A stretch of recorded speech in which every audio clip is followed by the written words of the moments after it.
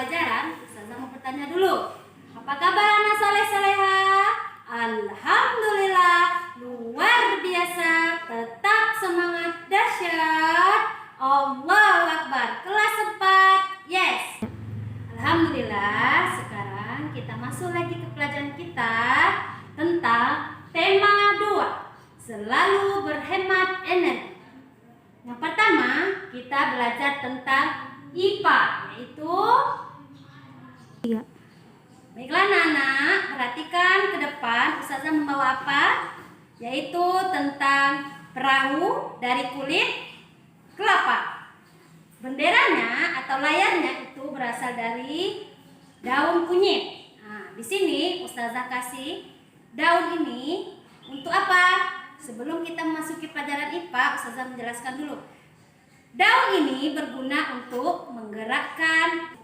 Perhatikan perahu yang Ustazah bawa ini. Ini gunanya, daun kunyit ini untuk menggerakkan perahu dibawa oleh angin. Jadi pelajaran kita hari ini yaitu perubahan energi angin yang terdapat di KD 3.2 pelajaran IPA. Angin merupakan udara yang bergerak. Berarti yang bergerak itu adalah angin, udara yang kita hirup. Yang kita rasakan itu adalah angin. Angin juga memiliki manfaat. Yang pertama, bisa menghasilkan energi gerak. Contohnya tadi perahu nelayan. Anggap saja ini perahu nelayan. Jadi yang menggerakkan bendera, mengarahkan perahu itu adalah energi angin. Contoh kisah Nabi Nuh. Nah, di sana Nabi Nuh menggunakan apa untuk menyelamatkan umat-umatnya dan hewan-hewannya, yaitu menggunakan perahu. Bagi umat-umat yang mengikuti Nabi Nuh, dia selamatkan, suruh masuk ke dalam perahu supaya selamat. Bagaimana perahu Nabi Nuh bisa bergerak? Yaitu menggunakan energi angin. Jadi energi angin di sini yaitu bisa menghasilkan energi gerak. Yang kedua, pembangkit tenaga listrik. Angin juga bisa menghasilkan energi listrik, bisa menghidupkan lampu. Dari mana datangnya? Karena angin yang kencang bisa menghasilkan dan menggerakkan turbin yang terdapat di mesin kincir. Jadi kincir angin bisa bergerak semakin cepat turbinnya bergerak, akhirnya menghasilkanlah energi listrik. Yang ketiga yaitu perkembangbiakan tanaman. Bagaimana cara tanaman itu berkembang? Dengan cara angin. Kok bisa? Angin bisa mengembangbiakan tanaman. Dari mana datangnya?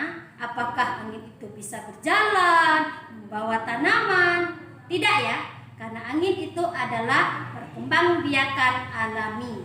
Dalam perkembangbiakan itu terbagi menjadi 2. Ada yang alami, ada yang buatan. Yang buatan itu biasanya dibantu oleh tangan manusia. Yang kedua, dibantu oleh serangga. Sekarang kita belajar tentang perkembangbiakan tanaman alami, yaitu dengan angin. Contoh, tanaman putri malu. Siapa yang tahu dengan tanaman putri malu? Itu tanamannya, bunganya berwarna pink. Serbuknya atau kelopaknya itu ringan. Jadi apabila diterbangkan oleh angin, serbuk sarinya dia akan berpindah tempat yang tadinya di SD itu contohnya akan berpindah ke rumahnya masing-masing apabila angin melewati rumahnya. Akhirnya tumbuhlah daun putri malu di rumahnya.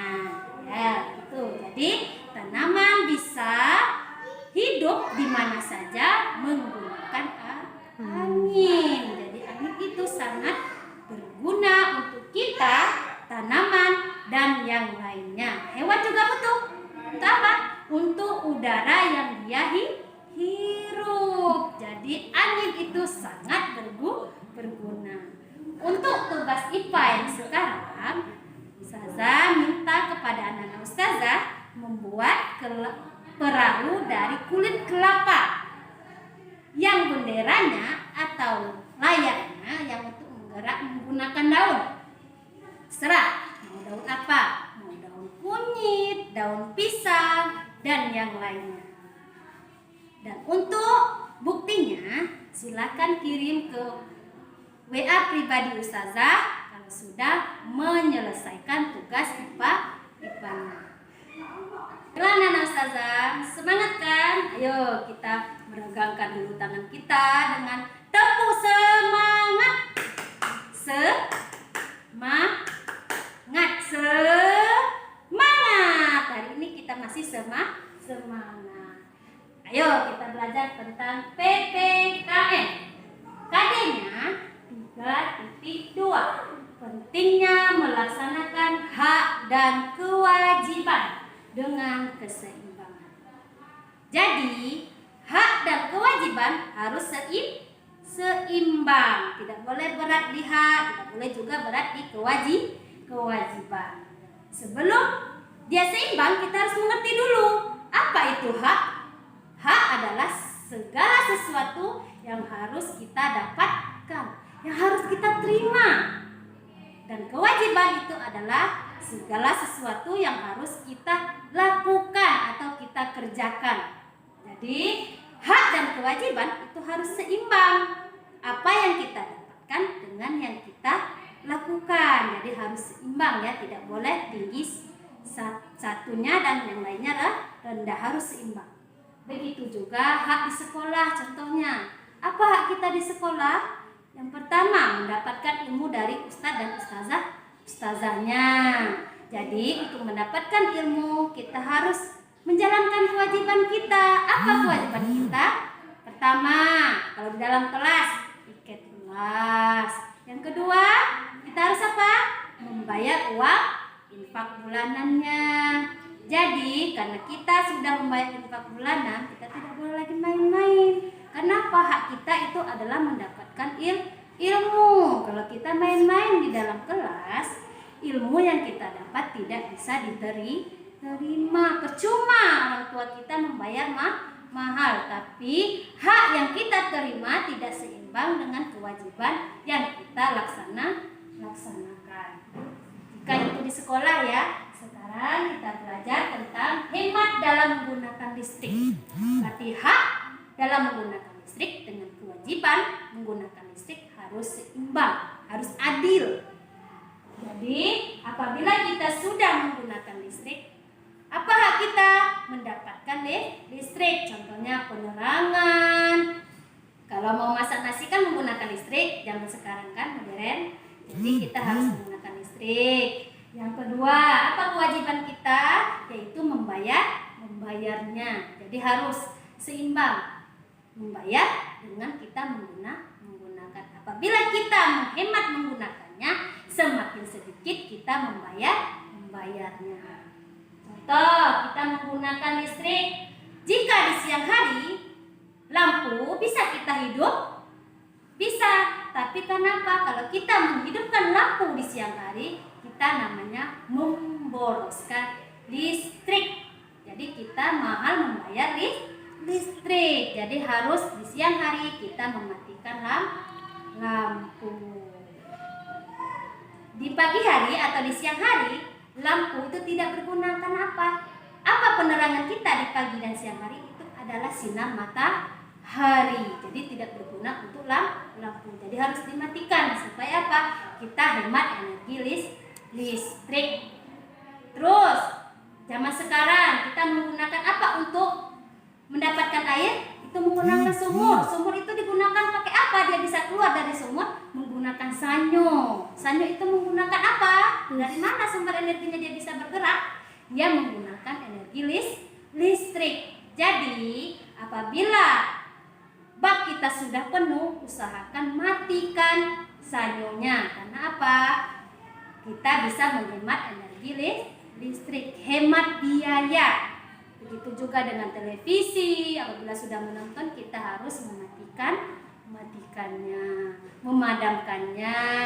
Jangan main pergi aja ya, pergi main, tapi harus lihat dulu televisinya. Sudah dimatikan apa belum? Kalau belum, harus dimatikan terlebih dahulu supaya kita bisa menghemat energi listrik. Ya anak-anak ustazah, kita masih belajar di tema 2, selalu berhemat energi. Sekarang materinya SPDP atau seni budaya. Di sini kita belajar tentang 3.2 tadinya tentang tempo dalam lagu. Berarti dalam lagu kita harus melihat temponya, apakah temponya lambat, apakah temponya sedang, apakah temponya cepat. Di sini tempo lagu itu adalah cepat lambatnya lagu. Nah, di dalam kita menyanyikan sebuah lagu, kita harus tahu tentang cepat lambatnya lagu. Secara umum, tempo lagu ada 3. Kita harus ketahui terlebih dahulu. Yang pertama, ada cepat, ada sedang, dan ada lambat. Di tempo cepat, biasanya orang menyanyikan lagunya itu dalam keadaan riang, senang, tidak ada yang sedih. Kenapa? Di dalam tempo yang cepat itu menggunakan hati kita itu riang, gembira kalau kita sudah menyanyikannya. Contoh, di dalam lagu 17 Agustus tahun 45. Itu di dalam tempo lagu itu kita harus semangat ya. Karena apa? Indonesia itu sudah merdeka. Terus tempo sedang. Dan ada tempo sedang itu biasanya kita menyanyikan lagu tentang kemewahan, kemegahan. Ada juga gembira, tapi biasanya gembira itu masuk ke tempo cepat. Sedangkan di tempo lambat itu biasanya menyanyikan lagu yang sedih, merenung, melamun. Biasanya dia menggunakan tempo lambat. Nah, dan untuk alat mengukur tempo adalah namanya metronome dalam bahasa seni budaya. Sekarang kemarin kita sudah belajar tentang lagu kupu-kupu yang lucu. Di sana tempo lagunya itu adalah tempo lambat. Dia menceritakan kalau kupu-kupu itu apakah dia lelah mencari bunga-bunga yang kembang. Dia menceritakan tentang kalau kupu-kupu tidak pernah lelah, tapi merasa lelah. Di sini sebelum ke tempo lagu kemarin kita belajar tentang tangga nada. Di sana ada 1, 2, 3, 4, 5, 6, 7 dan 1 titik di atas. Arti 1 titik di atas itu adalah tangga nadanya tinggi. Seperti ini ya.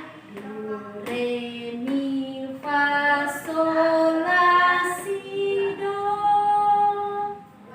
Di atas do, si, la, sol, fa, mi, re, do.